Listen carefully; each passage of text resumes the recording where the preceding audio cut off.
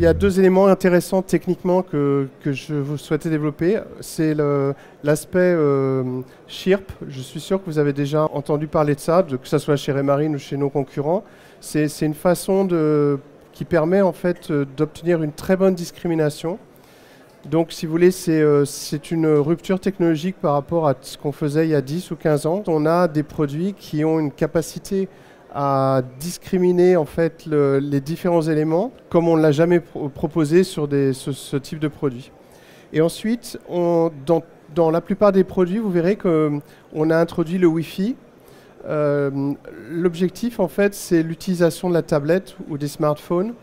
Ça devient récurrent, c'est-à-dire qu'il y a un besoin ou une envie des utilisateurs de continuer à utiliser le smartphone soit sous forme d'une répétition des écrans, c'est ce que permet le Wi-Fi intégré des produits, ou de préparer la navigation par exemple à la maison. Donc actuellement, le fait que l'appareil soit Wi-Fi, on a des applications qui vous permettent de préparer la navigation à la maison, vous arrivez à bord, et votre téléphone va se synchroniser automatiquement avec votre appareil à bord. Et donc, votre navigation sera disponible sur l'écran. Alors, parmi les possibilités du Wi-Fi, c'est la possibilité que vous avez de récupérer l'image que vous voyez à l'écran. C'est-à-dire que vous avez votre appareil de navigation qui se trouve par exemple dans le cockpit, vous vous trouvez à l'intérieur du bateau, vous avez une application que ce soit sur Android ou sur Apple, quelle que soit la plateforme que vous utilisez, et vous allez pouvoir récupérer l'image de votre écran sur cette tablette ou sur ce téléphone. Et ça va plus loin, ce n'est pas une simple répétition, vous avez la possibilité de prendre le contrôle de l'écran qui se trouve à l'extérieur. Et donc ça, c'est possible grâce à des applications gratuites qui permettent la communication entre le téléphone, la tablette et l'écran Raymarine. On a lancé une nouvelle application qui est la réalité augmentée. Donc parmi les possibilités que l'on a actuellement, c'est de pouvoir utiliser la caméra de smartphone, l'écran étant en communication avec l'écran Raymarine, il va afficher les points de route en superposition et donc vous allez pouvoir voir dans l'espace, donc le point de destination, il se trouve ici. Vous allez pouvoir voir, donc visualiser l'environnement et vos points de route qui vont apparaître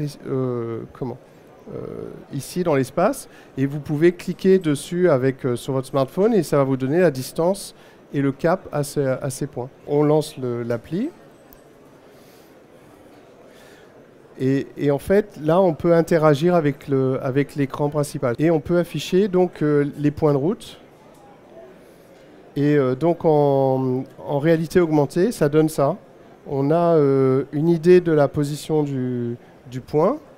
Et ensuite, on peut savoir de quel côté il est. Au niveau du Chirp, pourquoi je vous en parle, c'est parce que c'est une technologie qu'on utilise sur nos sondeurs et qui nous ont apporté une qualité d'image qu'on n'avait jamais vue auparavant. Si vous voulez, ce type d'image-là, donc c'est deux plongeurs sur une épave. Alors en fait, comment on est passé d'une technologie classique à cette technologie-là?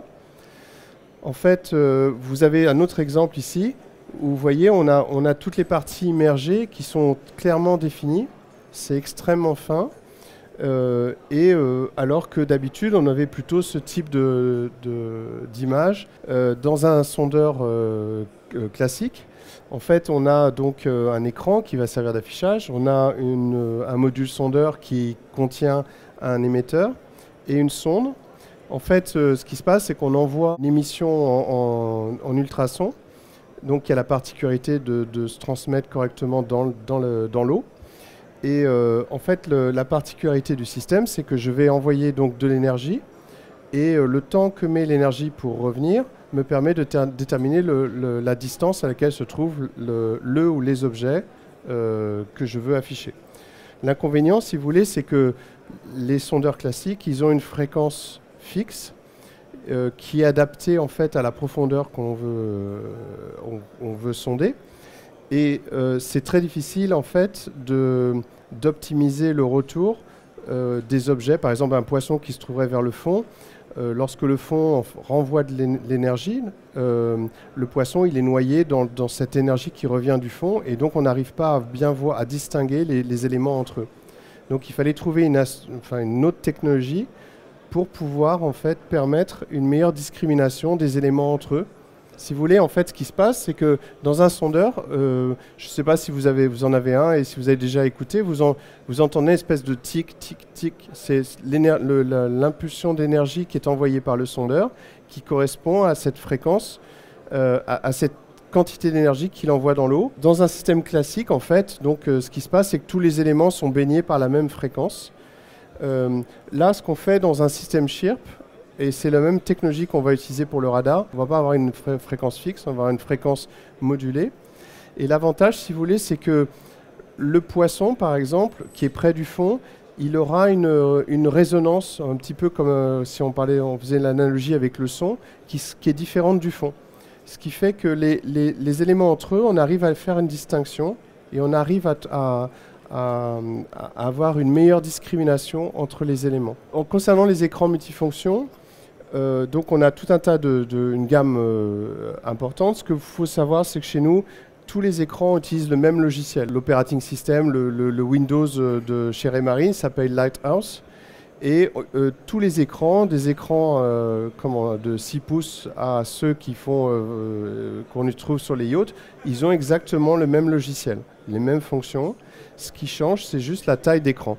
Le logiciel des produits, il est mis à jour régulièrement. On rajoute des fonctions régulièrement dans les produits, ce qui vous permet d'avoir des nouvelles applications.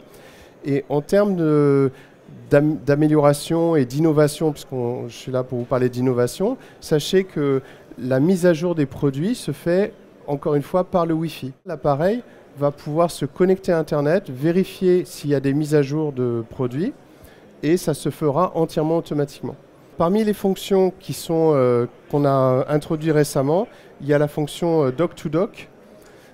C'est une fonction en fait, qui vient de notre partenariat avec la société Navionics, qui est un des fabricants de cartes avec qui nous travaillons. Et c'est ce qu'on appelle l'auto-routing, mais plus évolué. Et donc vraiment, vous pouvez prendre un point de départ, un point d'arrivée à n'importe quel endroit de la carte, et il est capable de déterminer tout seul la meilleure route qui est compatible avec les caractéristiques de votre bateau. Alors dans une nouvelle fonction aussi, la création de votre propre cartographie. Ça crée les différentes lignes de sonde automatiquement en superposition avec votre carte. Une autre chose aussi qu'on nous a demandé depuis très longtemps, c'est la météo. Et on a intégré en fait un module de visualisation météo dans nos produits. Vous avez toutes les prévisions jusqu'à 5 jours intégrées dans le système. Là aussi, on utilise les services d'accès Internet. Alors tout à l'heure, je vous ai parlé du sondeur avec la fonction Chirp. On a utilisé la même technologie pour le radar. L'objectif du radar, c'est d'essayer d'avoir une très bonne discrimination. Bien sûr, je veux pouvoir faire la distinction entre un bateau et une bouée, ou un gros bateau et un petit bateau qui se trouvera à côté. Je veux faire la distinction sur l'entrée de port. Et pour ça, j'ai besoin d'avoir une très bonne discrimination. Et en fait, on utilise la même technologie dont on a parlé tout à l'heure avec le sondeur, intégrée dans le radar. L'autre avantage du système Chirp, c'est qu'en termes de consommation, j'ai un produit qui consomme 2 fois moins qu'un radar classique. Par exemple, un kayak qui se trouverait près d'un quai, on arrive à le distinguer. Si j'utilisais un radar classique, je ne ferais pas la différence. Comme vous pouvez le voir ici, j'arrive en fait, même très proche de la bouée, j'arrive à visualiser encore la bouée. Donc j'arrive à avoir des très bonnes performances lorsque je me trouve près de la bouée. Alors qu'avec un radar à magnétron classique, en fait, toute cette partie-là serait noyée dans le bruit. Je vais finir avec l'imagerie thermique, parce que Raymarine fait partie du groupe FLIR, qui est le leader mondial de l'imagerie thermique. Et en fait, on a introduit, pour la gestion de la sécurité dans le compartiment moteur, une caméra thermique. Comme vous pouvez le voir, c'est une toute petite caméra qui comporte une caméra visible et une caméra thermique. Et donc là, vous avez la possibilité de visualiser sur votre écran l'intérieur du compartiment moteur. Ça peut être un tableau électrique, ça peut être enfin quelque chose pour lequel vous devez surveiller la température. Et là, en fait, vous avez la mesure de température très précise des différents éléments. Et si jamais ça dépasse un certain niveau, à ce moment-là, il y aura une alarme. Voilà, donc c'était quelques innovations que je voulais partager avec vous.